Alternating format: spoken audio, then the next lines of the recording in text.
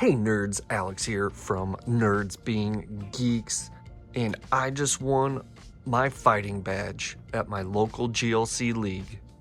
Let's get into it.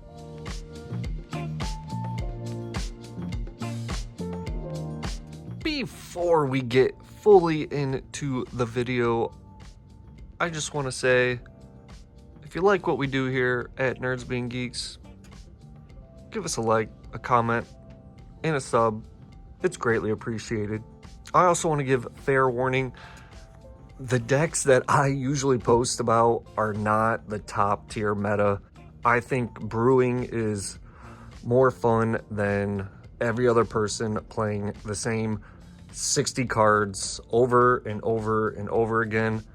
So I usually try and come up with a mix of meta and tweaking it a little bit, so it's like not the same 60 or 55 cards. So basically what I'm saying is results may vary. So I won my fighting badge with this Earthquake build. I have won a badge maybe a year or so ago at a different store. Not with this same build. It's definitely changed over that past year with cards like Lunatone and Soul Rock, and I will 100% eat my humble pie because I did not think Soul Rock and Lunatone would be as good as they are, and it has completely changed fighting, and it fits into this deck really well.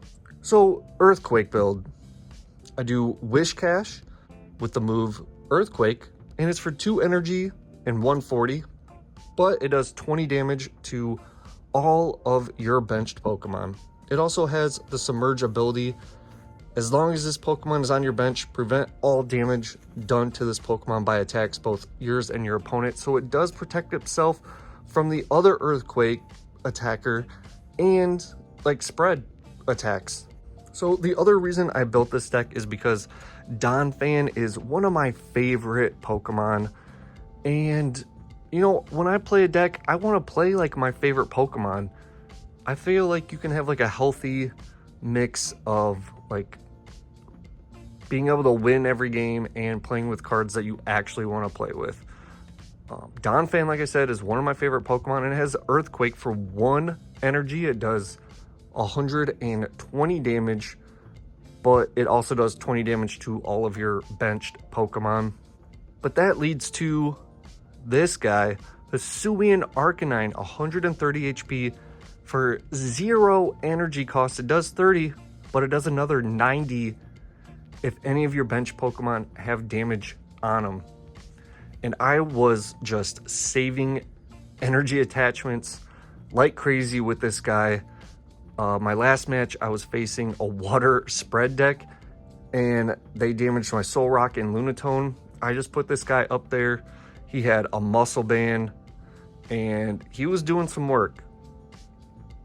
So that can be a lot of energy saved and a lot of damage done. Basically in every fighting build is Okie Dokie. The Adrena power is insane. Another 2 energy attacker that can hit up to 170. Obviously Lunatone and Soul Rock with the Lunar Cycle ability. Discard a basic fighting. Draw 3 cards if both these Pokemon are in play. Now, this Pokemon family did not see any play whatsoever, but Primeape was also one of my favorites growing up, and I think Annihilate is actually a really cool Pokemon. And these guys can do some serious damage. I mean, Rage Fist for 1 energy, 70 times each prize card your opponent has taken. That can do some massive damage.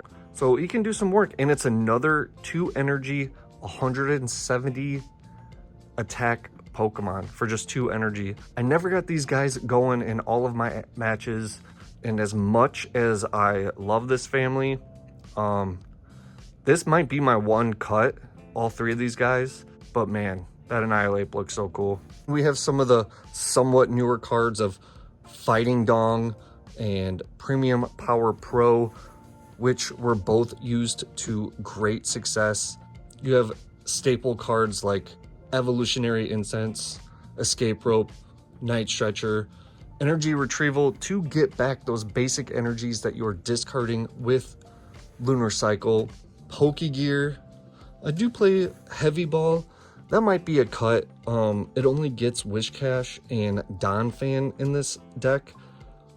But Ultra Ball, Hisuian Heavy Ball, Nest Ball, Buddy Buddy Poffin.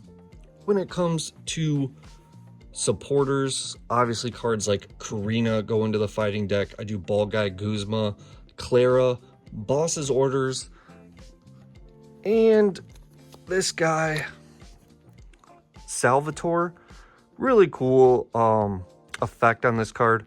Search your deck for a card that has no abilities and evolve from one of your Pokemon, put it onto that Pokemon to evolve it, then shuffle your deck. You can use this card on a Pokemon you put down when you're getting set up to play, or on a Pokemon that was put into play this turn. You know, the trick that you kind of want to do is like Donphan or Arcanine, like turn 1 going second, because you could do Donphan turn 1 for 1 energy. You're doing 120 right off the rip. I mean, and then cards like Premium Power Pro do more damage, or even the Martial Arts Dojo, the Stadium, will even do more damage. But it could also help with the Mankey line because none of them have abilities. Peonia, Hex, Teammates, Raihan. I also used Grant, and you don't see this in a ton of fighting builds, but it's also to get kind of like those donk attacks. It does your fighting Pokemon do 30 more damage this turn, but once it's in the discard pile, you can discard 2 cards from your hand and put it back into your hand and then use it again, basically. So you can use that with Donphan and make that low 120 up to 150, or even put it with a Premium Power Pro and you just added 60 more damage to your attack. Or Martial Arts Dojo could add 10 more damage, or if you're behind, it adds 40 more damage. So you could do an extra 100 damage between Premium Power Pro, Grant, and Martial Arts Dojo if you're behind on prizes. So I feel like that's a really good card to get those knockouts from out of nowhere. I play Arven, Colress, Tenacity, Green's Exploration, and N as well. Now, I would add some more tools. I play Floatstone and Muscle Band. Muscle Band also does 20 more damage, and that was used to great success with the Arcanine for 0 energy. But I think I would add maybe like a Lux Cape to make these guys a little bit beefier. You know, their HP is 140, 150, 130. A stage 2 that's 140.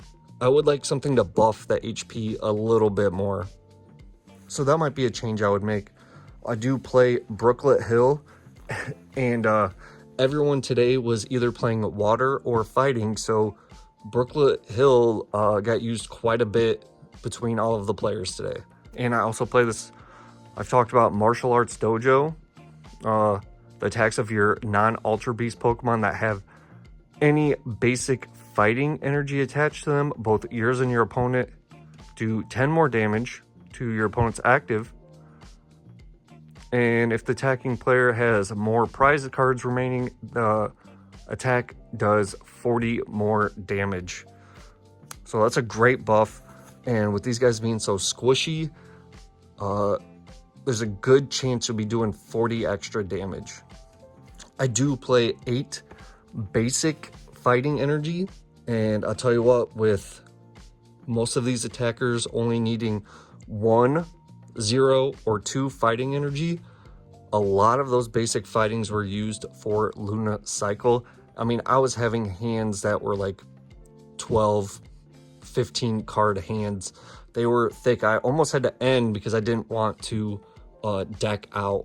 So I play the unit energy to cover the darkness need for Ogie Dogie, stone energy to do, you guessed it, 20 more damage, counter energy because there's a good chance you're going to be playing from behind. And I also play Rainbow Energy.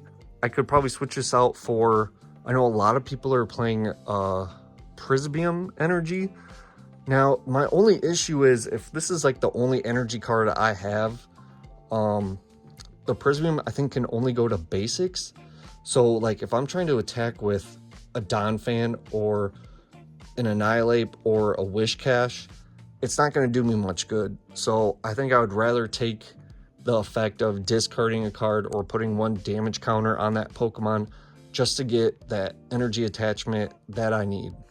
If it was an all basic deck, then it would make more sense.